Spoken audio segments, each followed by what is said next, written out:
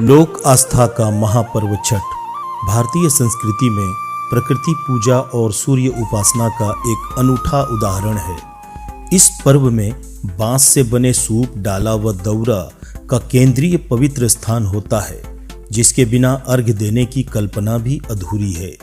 यह सामग्री मुख्य रूप से मोहली समुदाय द्वारा तैयार की जाती है।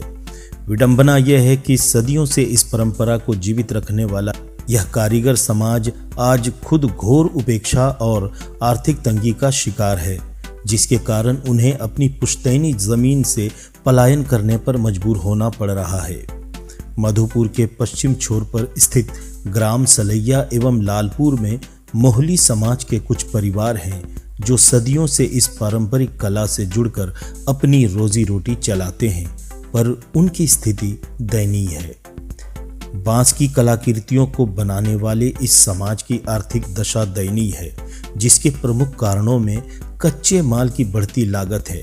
बांस की कीमतें पिछले कुछ वर्षों में कई गुना बढ़ गई हैं। एक बांस की कीमत 50 से 60 रुपए से बढ़कर 100 से 150 रुपए तक हो गई है, जबकि कारीगरों को उनकी मेहनत के हिसाब से उपज का सही दाम नहीं मिल पाता। वे सूप और दउरा को कम कीमत पर बिचौलियों को बेचते हैं, जबकि व्यापारी इसे 1.5 से 2 गुने दाम पर बेचकर सारा मुनाफा कमाते हैं। बांस बहुत महंगा हो, लेकिन हमने चले बाप दादा चल रहा है, खानदानी चले रहे, लेकिन करवा की कुछ नौकरी चाकरी नहीं है, तो हमने कुल कौन टुकड़ करो ही, लेकिन एकदम परे नहीं है। बांस महंगा भी ना, बर्तन बनाओ, बर्तन ले गए तो कहे इतना में देवें उतना में देवें, तो हमने परे नहीं है। हाजिरियो बोले 10 टका 20 टका पड़े, हाजिरी करी बाप दादा चल करो है, की करबो कम गुजर करे, तो घरों द्वार न बना पारे न कुछ करे पारे, पेटो न चला से कुछ मदद मांगे कि हमने पूंजी देने बाद में सुधार चले आगे बढ़िए। यह काम मुख्य रूप से छठ जैसे त्योहारों के दौरान ही चरम पर होता है। बाकी साल भर इन कारीगरों के पास आय का कोई अस्थायी स्रोत नहीं होता, जिससे उनका भरण पोषण कठिन हो जाता है। आर्थिक चुनौतियों के कारण मोहली समाज के युवा और काम करने योग्य सदस्य रोजगार की तलाश में शहरों की ओर पलायन करने पर मजबूर हैं। गांव में कम मजदूरी और बेरोजगारी पलायन का मुख्य कारण है, जबकि शहरों में निर्माण, विनिर्माण और घरेलू सेवाओं में नियमित और उच्च मजदूरी की संभावना होती है। ग्रामीण क्षेत्रों में शिक्षा और स्वास्थ्य जैसी मूलभूत सुविधाओं की कमी भी युवा पीढ़ी को शहरों की ओर खींचती है। साथ ही सरकारी योजनाओं और सामाजिक सुरक्षा लाभों से वंचित रहना भी पलायन को बढ़ावा देता है। युवा पीढ़ी जब पुश्तैनी काम छोड़कर शहरों में मजदूरी के लिए पलायन करती है, तो यह पारंपरिक कारीगरी खतरे में पड़ जाती है। अगली पीढ़ी इस कला को सीखने में रुचि नहीं लेती, परिवार टूटते हैं और बच्चों का पालन पोषण तथा शिक्षा प्रभावित होता है। मिल के काम में लिए सब बेटा मैं सब काम में लिए, हमने न पोसा पड़े, चल गए बाहर काम में बेटा सब गुजरात। ग्रामीण क्षेत्रों में अनुभवी कारीगरों और श्रम शक्ति की कमी हो जाती है, जिससे इस उद्योग को और नुकसान होता है। अगला मतलब कच्चा बांस का भी महंगाई पड़ रहा है, भी खड़ा का कम रेट दे रहा है। इसमें से हम लोग का सुविधा मतलब देना चाहिए ना सरकार को।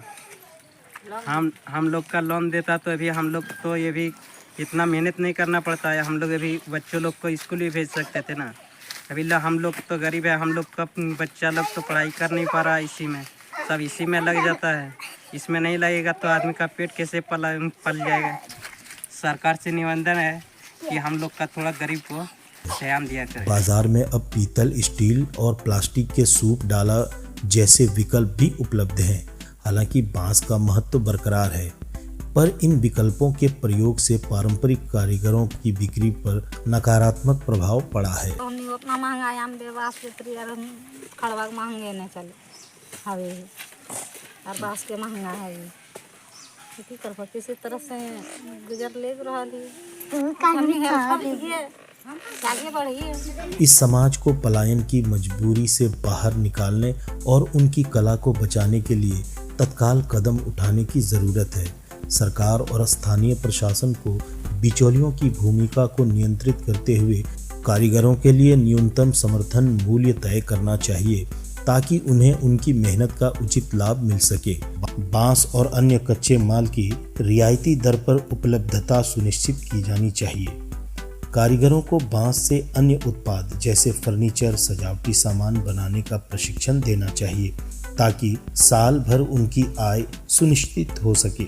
उन्हें कुटीर उद्योग के रूप में मान्यता देना, उनके उत्पादों को ऑनलाइन बाजार और सरकारी मेलों में प्राथमिकता देना, उन्हें सीधे ग्राहकों से जोड़ने के लिए छठ बाजार में विशेष स्टॉल उपलब्ध कराना आदि उपाय की आवश्यकता है।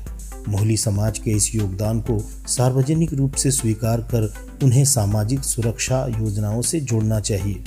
छठ पूजा का पर्व प्रकृति और श्रम के सम्मान का संदेश देता है। जब तक हम इन कारीगरों के श्रम और जीवन का सम्मान नहीं करेंगे जो इस पर्व के लिए सबसे आवश्यक सामग्री बनाते हैं, तब तक आस्था का यह आधार कमज़ोर होता रहेगा। मोहली समाज के पलायन को रोकना न केवल एक सामाजिक जिम्मेदारी है बल्कि एक अमूल्य लोक कला और परंपरा के लिए भी आवश्यक है।